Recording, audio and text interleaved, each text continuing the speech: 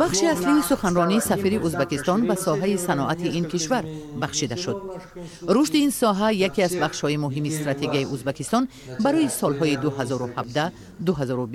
عنوان می شود که از جانب شفقت میرزیویف رئیس جمهوری ازبکستان تصدیق شده است.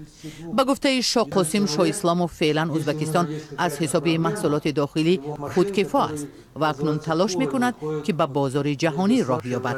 برای رسیدن به این هدف بخش صنعت به اصلاحات نیاز دارد و با این مقصد ازبکستان بیش از 70 میلیارد دلار سرمایه جلب کرده است.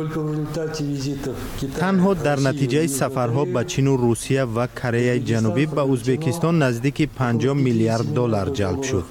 برای بنیاد کارخانه‌های معاصر در کشور روابط مستقیم برقرار شد. این کارخانه‌ها محصولات صادرشونده ای را استحصال خواهند کرد که صفت بلند دارند و رقابت پذیرند.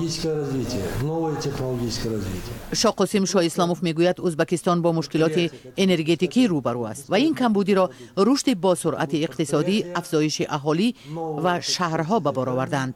مقامات می‌خواهد تمام شبکه‌های برقی را تا سال 2020 بازبینی کند و استحصال نیروی برق را از 55 تا 72 میلیارد کیلووات رساند.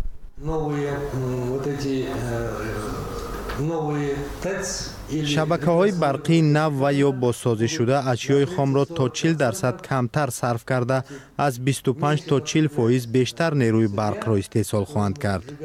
این تکنولوژی‌های نو در جهان استفاده می‌شوند و ما آنها را به ازبکستان انتقال داده کار می‌بریم.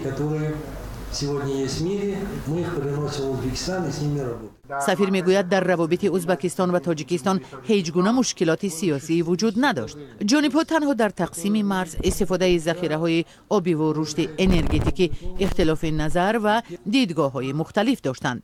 منظور سفیر بنیاد نیروگاه برق آبی راغون است که حکومت ازبکستان از بلندی سربند آن اظهار ناراضگی می‌کرد.